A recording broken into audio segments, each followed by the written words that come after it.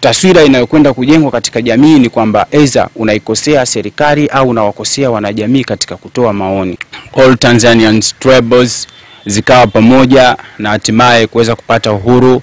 Kuna machache ambayo tunaweza tukasikiliza wa Tanzania kuweza kuyaelewa, ambayo Mwalimu Julius Kambarage Nyerere miongoni mwa memori zake ambazo tunazo, aliyetoa maoni anaonekana kwamba ni cheche ya sumu katika jamii yake iliyomzunguka. Hakuna ambaye anaandaa vurugu, na hakuna ambaye anachochea vurugu, na hakuna ambaye labda anahitaji vurugu katika taifa, kwa sababu sisi sote tuna malengo ya kulijenga taifa, na sote tuna familia, sote tuna mazingira ambayo ya kutaka kesho na kesho kutwa iwe nzuri ya taifa letu.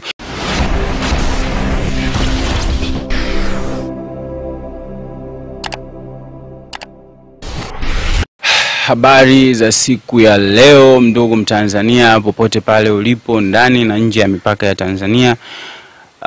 Tuko pamoja siku ya leo tukiwa tunakumbuka ni kumbukizi ya Mwalimu Julius Kambarage Nyerere, ambapo siku ya leo Watanzania wote tunaikumbuka siku ya Oktoba 14, ambapo hayati baba wa taifa Julius Kambarage Nyerere, ambaye ni mwanasiasa mkubwa barani Afrika, ambaye amegonga headline nyingi kutokana na uwezo wake, ambaye pia tunamkumbuka kwamba ni miongoni mwa watu ambao waliweza kuunganisha taifa kwa namna moja ama nyingine, ambapo aliweza tunasema kwamba kujoin zile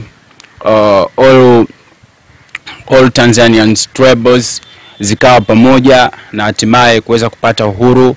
Tukaunda lugha moja ambayo kwa sasa tunajivunia, ambayo ni lugha ya Kiswahili, ambacho tunakizungumza kwa umahiri mkubwa sana, ambayo pia tunasema power yake na hii lugha ambayo aliweza kuianzisha kwa sasa tunasema imeweza kupenetrate kwenye border za Tanzania, ambapo kwa sasa ni miongoni mwa lugha ambayo ni kubwa zaidi, inazungumzwa kwa kiasi kikubwa sana bara la Afrika na nje ya Afrika.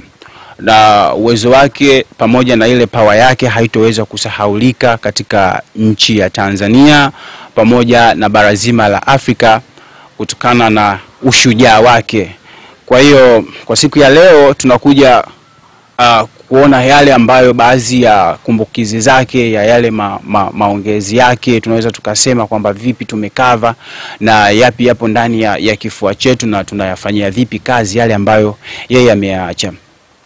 Kwa hiyo katika kupata hayo ambayo machache ambayo miongoni mwa zile memories ambazo tunaweza kuziweka katika vifua vyetu na kuvifanya kwamba ni utendaji wetu wa kila siku, kwa sababu yale anayoyaacha au yale aliyoyazungumza ni miongoni mwa mambo ambayo yanatakiwa yabebe moja kwa moja ili aweze kuleta taswira nzuri ya umoja na upendo na mshikamano wa taifa hili la Tanzania, bila hata kubaguana kama alivyotuasa, kwa sababu hakupenda Nyerere kuona Watanzania tukibaguana kwa njia ya rangi, dini, kabila. Hakupenda Nyerere kuona tukibaguana kwamba huyu ni Mpemba, huyu ni Mzanzibari, huyu ni Makonde, yule labda ni Mpare, yule Mchaga, yule Mwela na kadhalika. Kwa hiyo alitaka tujoin, kwa tuendelee kujoin. Na kwa upande wa mazingira ya kisiasa, kama hivi leo tunavyosema kwamba tunaelekea kwenye uchaguzi mkuu, ambapo tarehe 29 Oktoba tunaingia kwenye sakata zima la uchaguzi mkuu wa kuchagua kiongozi ambaye tunayemtaka ili aweze kuendelea kutuongoza kwenye taifa letu. Kuna machache ambayo tunaweza tukasikiliza wa Tanzania kuweza kuyaelewa, ambayo Mwalimu Julius Kambarage Nyerere miongoni mwa memori zake ambazo tunazo ni hii kama ifuatavyo. Mnateua mtu awe rais wa Jamhuri ya Muungano ya Tanzania. Kwa hiyo ni vizuri msikilize wananchi wanasema nini juu ya watu wenu hao. Msipuuze maoni ya wananchi hata kidogo. Chama kitakachopuuza maoni ya wananchi kinaweza kikalia kilio, asipatikane mtu wa kusaidia kupanguza machozi. Na ninachowaambia CCM na waambie vile vile na vyama vingine vile vile, lazima msikilize wananchi wanasema nini, kwa sababu kama wote ni sawa na wananchi wanampenda mmoja katika hao kuliko wengine, basi huyo ndiye anayefaa. Asante sana. Kwa uchache tumeweza kusikia nini ambacho Mwalimu Julius Kambarage Nyerere ameweza kukiongea. Ina maana kwamba maoni ya mwananchi yoyote katika nchi ya Tanzania yanatakiwa yaweze kusikilizwa na chama pamoja na viongozi mbalimbali wa idara mbalimbali kuweza kuyafanyia kazi ili tuishi vizuri, tuishi kwa upendo, tuishi kwa amani ambayo tunayoitaka Watanzania wote. Maoni ni kitu cha msingi sana, na ndipo tunaposema kwamba ndio imesimama demokrasia ya kweli kwenye kusikiliza maoni ya mwananchi, kwa sababu anayeongozwa ni yeye mwananchi, na yeye ndiye tunasema wote ni wenye taifa. Kwa hiyo sasa yeye kiu yake ni nini na nini anataka. Kwa hiyo kupitia haya tunaweza tukaona kwamba sisi tunatoa maoni yetu kwa yale ambayo tunayofikiria ili kulijenga taifa letu kwa pamoja, kwa sababu huwezi mkajenga taifa kama hakuna maoni yoyote ambayo yanayosikilizwa. Kwa hiyo sisi tunatoa maoni, tupo katika upande wa kutoa maoni, lakini taswira ya utoaji wa maoni inageuka sasa kwamba baadhi inakuwa sasa kwamba labda ni chuma cha moto, kwamba yanaenda sasa yanageuzwa yanakuwa ni tofauti na vile kwamba maoni tuliopewa kisheria, ambayo kama alivyozungumza Mwalimu Julius Kambarage Nyerere kwamba wananchi, na ukizungumza wananchi ni kwamba na mimi ni mwananchi na wewe ni mwananchi msikilizaji. Kwa hiyo sasa taswira inayokwenda kujengwa katika jamii ni kwamba aidha unaikosea serikali au unawakosea wanajamii katika kutoa maoni.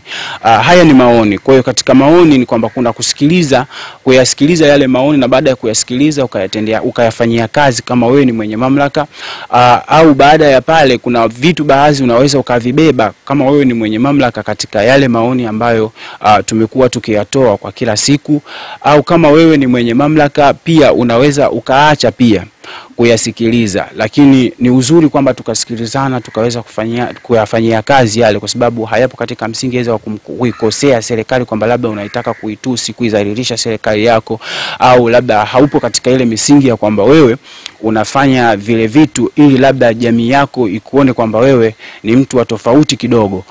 Kimsingi maoni yanapokuja yanatakiwa yapokelewe kama maoni, yasipokelewe vibaya mpaka ikafikia hatua kwamba aliyetoa maoni anaonekana kwamba ni cheche ya sumu katika jamii yake iliyomzunguka, au anatengenezewa maarifa ya kwamba huyu mtu anapotoa maoni yake, haya maoni yanawezekana yakawa kwamba haya maoni sio mazuri katika mazingira, haya maoni yanajenga taswira mbaya kwenye serikali. Lakini sasa yale ni maoni ambayo kwa utendaji mzuri wa serikali au kiongozi yoyote anapoyasikiliza kwa uzuri, kwa sababu sisi tunachokifanya ni kwamba tunatoa kwenye mitandao ya kijamii.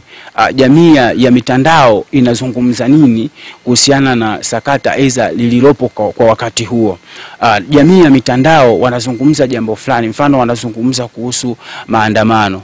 Kwa hiyo ni vema tunashauri serikali yetu ili tuweze kubaki na kile ambacho tulicho nacho, ambacho ni cha kukidumisha, mfano amani tulionayo, ni matunda ambayo ni mazuri ambayo tunayo. Kwa hiyo tunaishauri serikali yetu iweze kusikiliza hao wananchi ambao wanataka kufanya lile jambo la maandamano, kwamba ili tusifikie huko, ili tusifikie katika hatua mbaya ya kuanza kuleta hasama, ili tusifikie katika mazingira mabaya. Kwa hiyo tunaiplease our government kwamba isifikie hatua hii. Ni lazima kuwasikiliza hawa, ikiwezekana kuwapa majibu mazuri ambayo wao wanatarajia wawe nayo, au kuwapa kile kitu ambacho kinachostahili kama inawezekana kwa wakati ule. Hatupo katika hali ile ya kwamba labda tunaitaka serikali moja kwa moja labda kama wanavyofanya wengine. Hapana, sisi tupo katika mazingira ya kwamba ili tuipate amani, basi kuiplease government yetu iweze kuishi au tuweze kuwa nao pamoja. Tusije tukaandaa magepu ya watu baadaye kwamba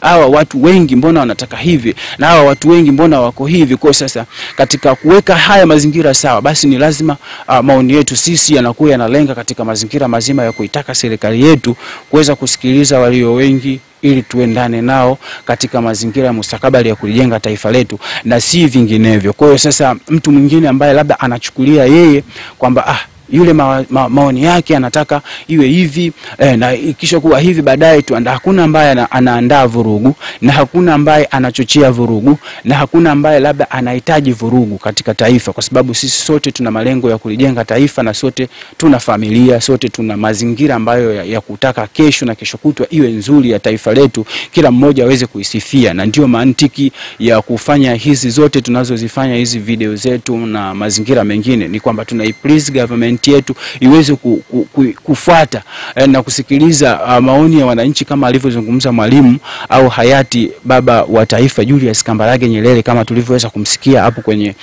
katika yale mazungumzo yake, miongoni mwa mazungumzo ambayo alikuwa akiyaongea.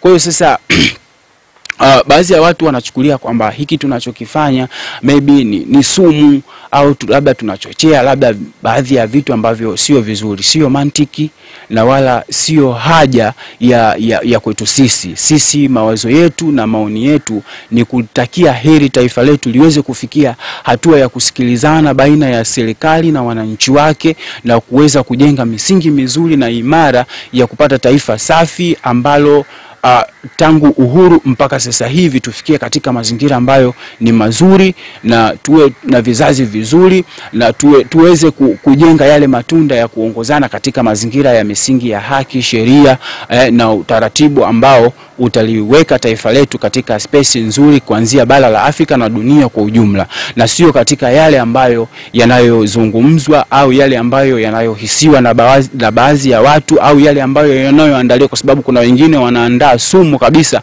ambazo za kuweza eliminate this situation which we have au which we do, au eliminate maybe our faces, kwamba zisiweze tena kuonekana kwenye uso wa haya mambo na vitu vingine. But kuna vitu labda naweza nikasema kwamba tunapeana elimu ya kuweza kuelewa haki na misingi, kwamba hiki kipo hivi na hiki kinatakiwa kiwe hivi, hiki kipo hivi. Kwa sasa unaweza kuona kwamba ni haki yako mtu kupiga kura, una haki ya kupiga kura, una haki ya kuchagua nini kiongozi unayemtaka na vitu vingine, lakini kuna wengi ambao wanahitaji hiki na kile na kile. Kwa sasa katika hili, ili kuondoa zile vurugu na kuondoa yale masononeko na masimango, ili tupate kuongozana vizuri, basi ni lazima wale walio wengi, kama alivyozungumza Mwalimu hapo, kwamba wananchi wasikilizwe ili tuweze kupata kuelewana katika kuongozana, kwa sababu anayeongozwa ni mwananchi, na aliye juu tunasema ni huyo ni mkuu wa kiutawala. Sisi hatuwezi kuichafua serikali yetu kwa kuitusi, hatuwezi kuichafua serikali yetu kwa kufanya vitu ambavyo havina maana, au kuchochea vitu ambavyo tunasema vitaandaa migogoro ya taifa ya kudumu au ya wakati mmoja tu. Hivyo vitu sisi hatuna mpango navyo wala haja navyo. Idol kwa mimi nasema kwamba idol for our nation, pamoja na watu waliotuzunguka katika mazingira, wasituelewe vibaya. Haya ni maoni tu ambayo kimsingi ni ya kujenga taifa.